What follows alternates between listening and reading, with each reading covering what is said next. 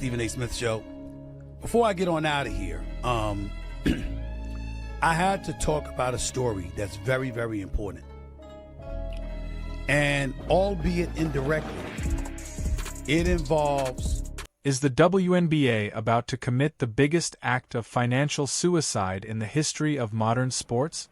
It sounds like hyperbole, but when you look at the numbers, the egos, and the money sitting on the table, it feels like we're watching a slow-motion car crash. We are witnessing the single most marketable female athlete on the planet, someone who turned college basketball into a primetime spectacle, being treated like a burden by the very league she's saving. But the days of Caitlin Clark accepting disrespect in the name of growing the game may be officially over. A new player has entered the arena, and they aren't offering charter flights or a pat on the back. They're offering generational wealth that makes the WNBA salary cap look like a rounding error. And now, the loudest voice in sports media, Stephen A. Smith, has seemingly confirmed what many have been speculating. The exit strategy is real. The money is foreign, and the fallout could be catastrophic. Let's start with the number that broke the internet. $76,000. That's the base salary for the number 1 overall pick in the WNBA draft. To put that in perspective, the Denver Nuggets mascot reportedly makes around $600,000 a year. The guy in the oversized costume firing t-shirt cannons earns nearly 10 times what Caitlin Clark makes to be the face of women's basketball. When that number went public, it didn't just spark outrage. It exposed a broken system. Fans were stunned, but business analysts were genuinely confused. How does a player who drives millions in ticket sales, merchandise, and television revenue get capped at a salary that wouldn't even qualify for a mortgage in some of the cities she plays in? This isn't just a bad contract. It feels like a level of disrespect that's almost intentional. Enter Stephen A. Smith. Love him or hate him, he has his finger on the pulse of the industry, and he's been shouting from the mountaintops that the WNBA is fumbling the bag. He's been the one calling out the jealousy and gatekeeping aimed at Clark. But his recent commentary sounds different. It's shifted from criticism to warning. He's no longer just saying the WNBA is messing up. He's implying that time has run out. When Stephen A. talks about Caitlin Clark's market now, he's not talking about Indiana Fever jerseys. He's talking about global disruptors.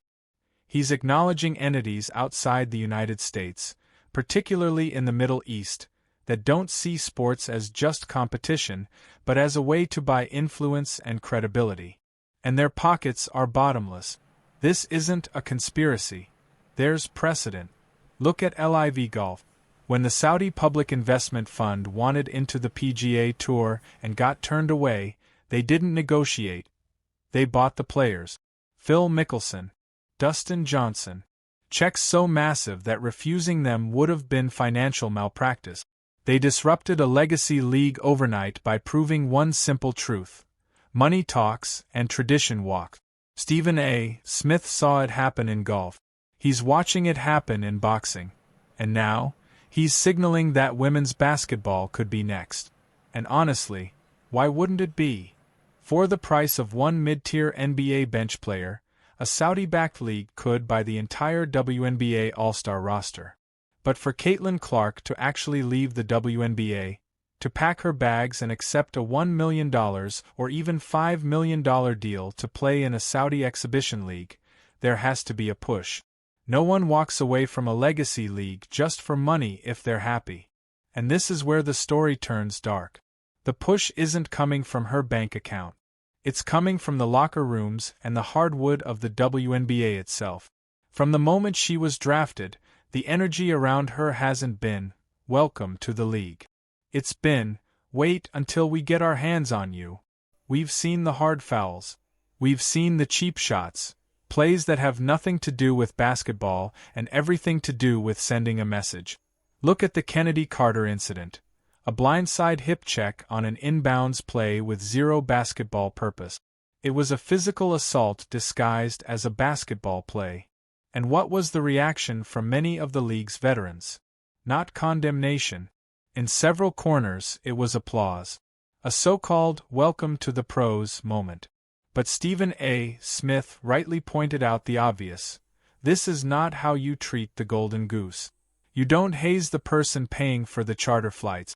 You don't physically target the player who is the reason people are finally turning on their TVs. This hostility creates the perfect storm. If you're Caitlin Clark, getting beaten up every night for a 5-figure salary while veterans openly resent your fame, why would you stay? The jealousy narrative is the elephant in the room. Media members try to tiptoe around it, but it's impossible to ignore. You have legends of the game, players who grinded for decades with little recognition, watching a 22-year-old walk in and land a Nike signature shoe before playing a single professional minute.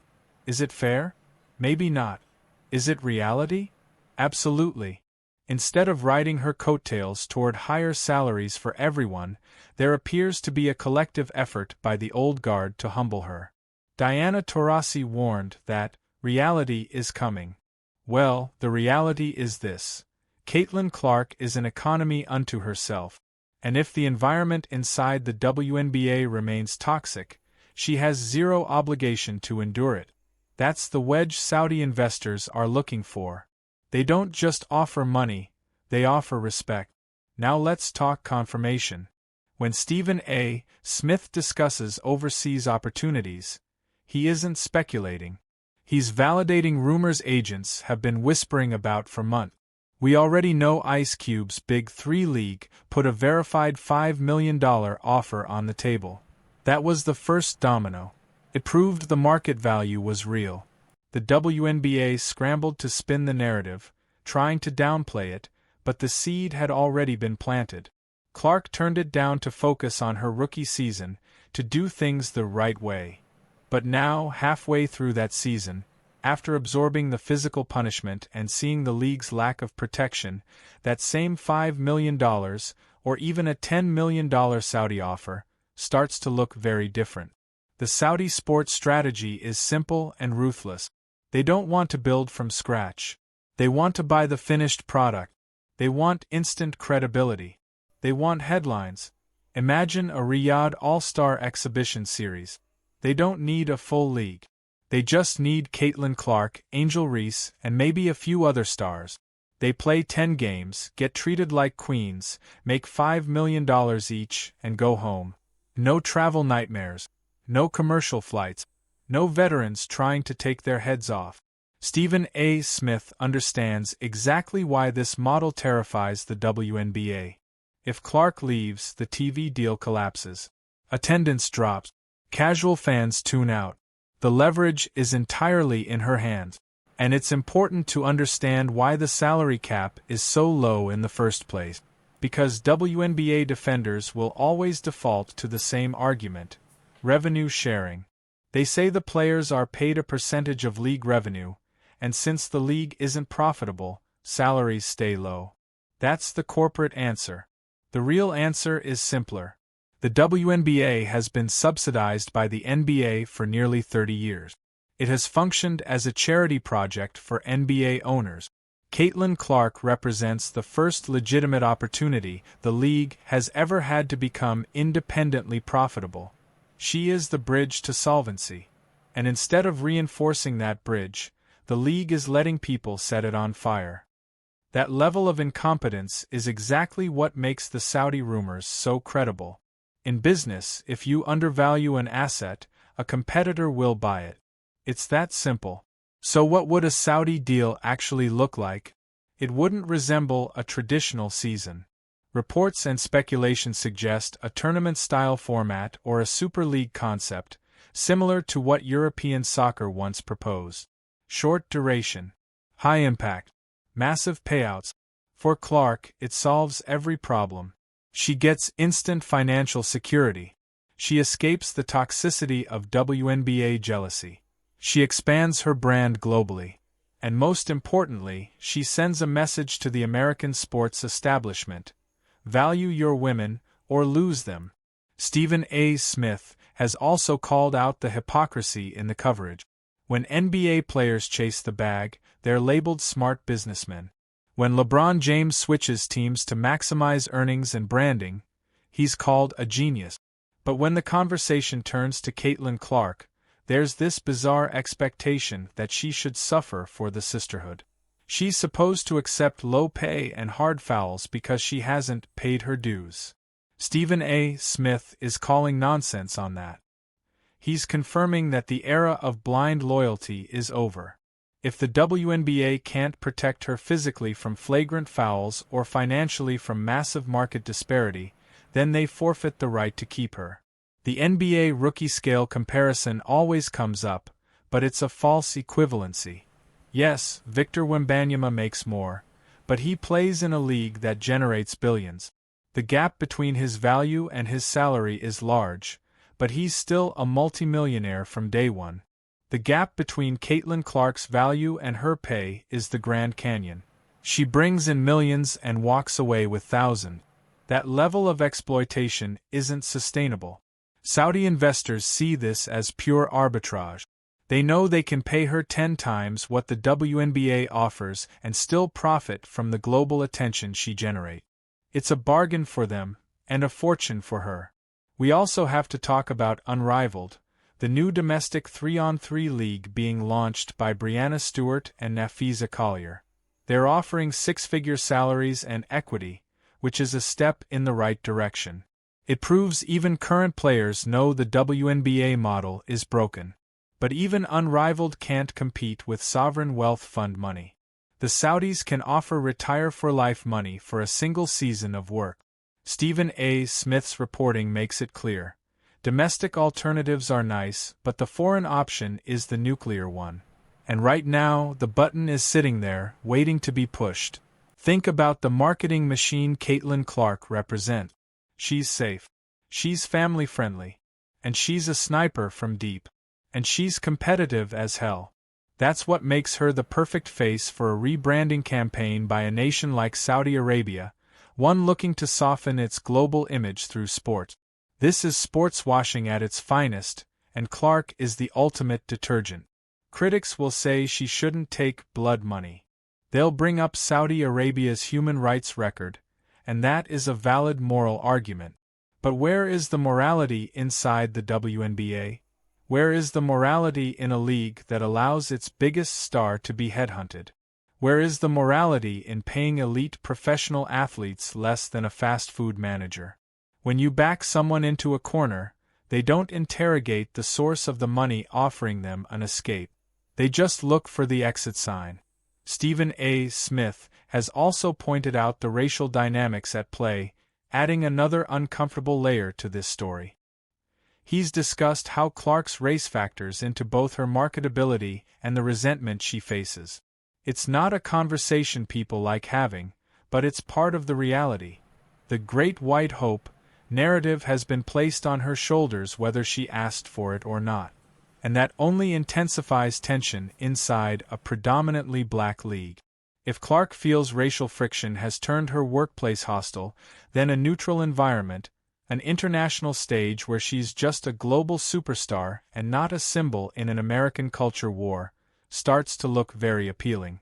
Meanwhile, the silence from WNBA Commissioner Kathy Engelbert has been deafening. Yes, charter flights were announced, but that was reactive. That was panic after Clark was accosted at an airport. Reactive leadership is weak leadership. Stephen A. Smith is essentially doing the commissioner's job for her, marketing the stars, calling out the problems. But he's also playing the role of Grim Reaper. His message is clear. Fix this or she's gone. And the confirmation of these massive overseas offers is the final warning shot. If Caitlin Clark leaves, what happens to the Fever? What happens to TV ratings? They collapse. Casual fans disappear. The WNBA slides back into niche status, bleeding money. The veterans who targeted her are left playing in half-empty gyms, wondering where the attention went. It's the textbook definition of cutting off your nose to spite your face. Stephen A. Smith sees the tragedy coming. A league so obsessed with fairness and seniority that it's actively driving away the one player who could make everyone rich. Now let's dig into the shocking number tied to the Saudi deal mentioned in the title, because this is where things get explosive. Reports suggest the offer wouldn't even require a full season. A one-game or limited appearance deal could pay more than anything the WNBA has ever seen. In the NBA, $1 million is pocket change. In the WNBA, the supermax sits around $240,000. A single appearance offer that pays 4 times the maximum salary of the league's most accomplished veterans doesn't just break the scale. It shatters it. It destabilizes the union. It triggers a labor revolt. If Clark takes that deal, every other player looks at their $100,000 contract with disgust. That's why the WNBA is terrified. They can't afford to match it, and they can't afford to lose her. They're trapped inside a prison built by their own economic. And we haven't even touched the endorsements yet. Caitlin Clark makes her real money through Nike, Gatorade, and State Farm. But here's the kicker. Those brands are global. Nike sells shoes in Riyadh just as easily as it sells them in Indianapolis. If Caitlin Clark moves to a global tour, her value to Nike doesn't shrink. It likely explodes.